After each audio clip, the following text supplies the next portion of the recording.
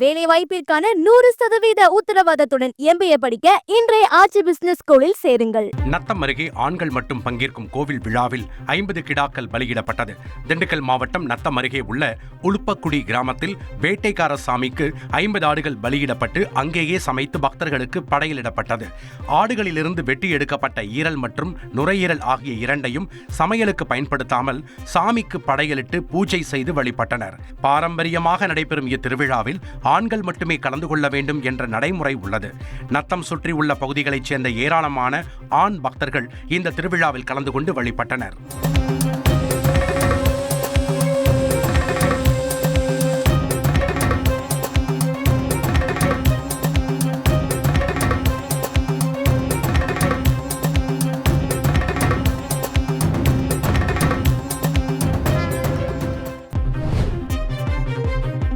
காரைக்காலில் புகழ்பெற்ற மஸ்தான் சாஹிப் வலியுல்லாஹ் தர்காவின் 202ஆம் ஆண்டு கந்தூரி விழா கோலாகலமாக நடைபெற்றது.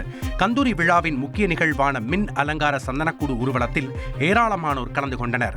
சந்தனக்கூடு ஊர்வலத்தில் கண்ணாடி பல்லக்கு, சாம்பிராணி சட்டி பல்லக்கு மற்றும் பல அலங்கார ஊர்திகள் அணிவகுத்து வந்தன.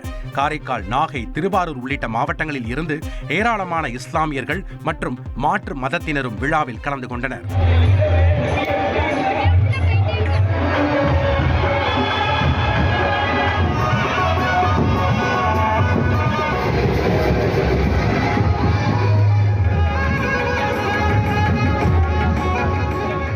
வேலை வாய்ப்பிற்கான 100% உத்தரவாதத்துடன் MBA படிக்க இன்றைய ஆட்சி பிசினஸ் ஸ்கூலில் சேருங்கள்.